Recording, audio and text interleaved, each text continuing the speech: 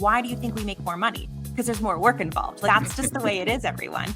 And there is a way that you can build these systems out and then work yourself out of the day-to-day. That takes time. And that's a whole other, again, podcast episode. But the three things I want to talk about, since it's a quickie podcast episode, is one, know your numbers. And that's not just the pro forma that you write that you're going to give to Jeff when you want to take that loan out. Welcome to the STR Home Financing Podcast, where we believe a legacy is something you build, not just something you leave behind. And now, here's your host, Jeff Chisum. Hi, this is Jeff Chisum with the STR Home Financing Podcast. Welcome to the show. Thanks for joining us. Very excited. And I know I say that, I probably overuse, like, I'm very excited about today's episode, but I am super excited about today's episode because, for one thing, I'm a little starstruck. And this morning, as I was thinking about the interview today, the thought came to mind of a speaker that I was watching, and he was talking about success. And he said, here's what you want to not get in the trap of. When someone applauds you for your success that you've had for the past year, your next thought should be, come back and check with me in a decade and see if I'm at that same level or an even higher level. So when I think of the Thanks for Visiting podcast and what Sarah Kirkin and Annette Grant have done in the space, it hasn't just been for a couple of years. They've been doing this for a while. So one reason among many that I respect them and I'm excited to have Sarah on today is because they haven't been doing it for a minute. They've been doing it for a while. I was talking to Sarah earlier. I told her she is a Instagram stopper. And what I meant by that was, when I'm going through Instagram reels and I see Sarah and Annette, I stop. I will watch, I will listen, I will absorb, because everything they do is golden.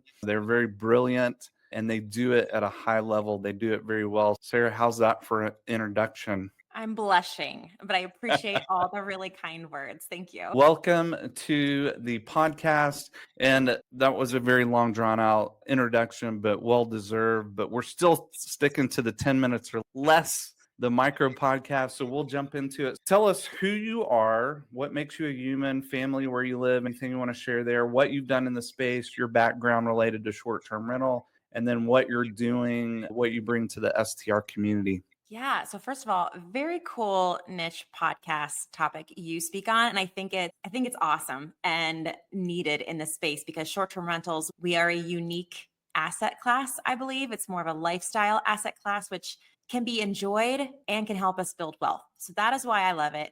My name is Sarah. What makes me human? I love iced coffee. I love dogs and I love big cities, but I don't necessarily love having to talk to a lot of people. I want to be around a lot of people. So that is both one of my weaknesses, but that's just who I am. And I got started in short-term rentals around 2010. When Airbnb started to surface in New York City as an app that you could use to offset part of your apartment. Or in my case, I owned a very tiny home in Queens, Astoria, and we had a basement that had its own entrance. And I had been renting it out to my actor friends because I was an actor at the time. And when you're an actor, you go on tour or you do shows and you need someone to either sublet your place from you.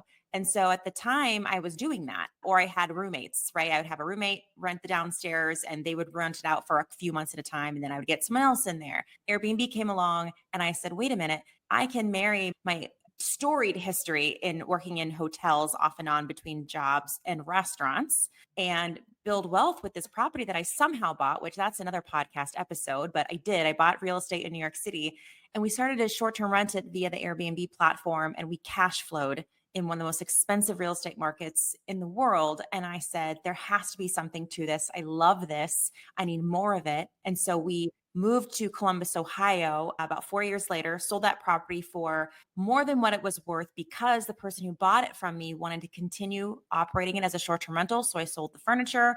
I sold all the things that go along with running that business. And I moved to Columbus, Ohio with my husband, and we bought more property. We're here now. How I'm involved in the community now is I'm not only a host here in Columbus, but I also educate on the topic because I'm very passionate about it. So we've got a podcast, we have a YouTube channel, Instagram, a live conference. To say I'm obsessed with this industry is an understatement. That's awesome. And you fit in line with the other guests that I've had as we've done these segments about the 3 things that you should know. And one thing is consistent. The guests that I have on the show aren't just dabbling or it's a hobby for them. They've committed themselves to this space.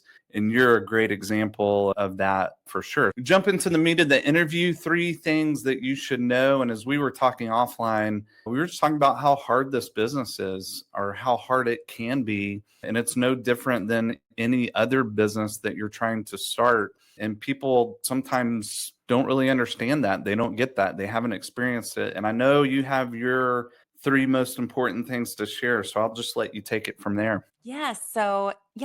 Short-term rentals, it's been the sexy topic the past couple of years. And it's been interesting to see the conversation around short-term rentals change from, in my opinion, from honestly not being spoken about a lot pre-COVID to it being this incredibly sexy topic and maybe being sold a pipe dream. So I hope if you're listening right now, if you feel like you're not getting the returns you want, or this is harder than you thought it would be, I don't have any like words of, hey, it'll get easier or you have to put the work in. And so the 3 things I want to share are things that you can do to get better returns and to make your systems run more smoothly. But this is an incredibly active way to invest in real estate. Why do you think we make more money? Because there's more work involved. Like, that's just the way it is, everyone.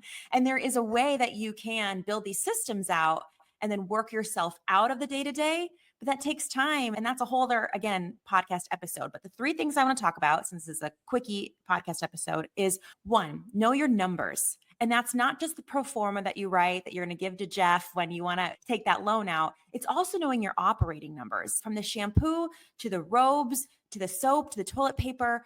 Write that all down, put it all in a spreadsheet. And in that spreadsheet, also include your time commitment, right?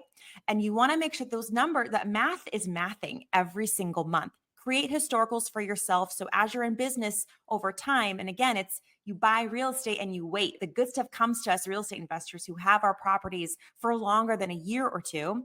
When you have those historicals, you can go back those numbers and start to fine tune things. But you've got to know your numbers.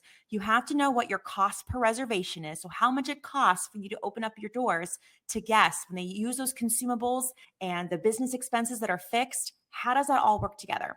That's tip number 1, know your numbers. Number 2, my tip for you is to not put all your don't put all your eggs in one basket, is what I want to say. And that Airbnb is a tool, right? That is one tool in your tool belt. And you need to make sure that you're building this business that's built on your own land. So if you're only getting your reservations from Airbnb and you're feeling like you're not getting the returns you want, it's because you're throwing it up on this website and crossing your fingers. You have a business now, and therefore you need to market it as such. So you need to get email addresses. You need to send out emails. You need to put it on different marketing channels, have a direct booking website, talk about it all the time with your friends and your family, get referrals. You need to be your own advocate. Airbnb is not going to do it for you.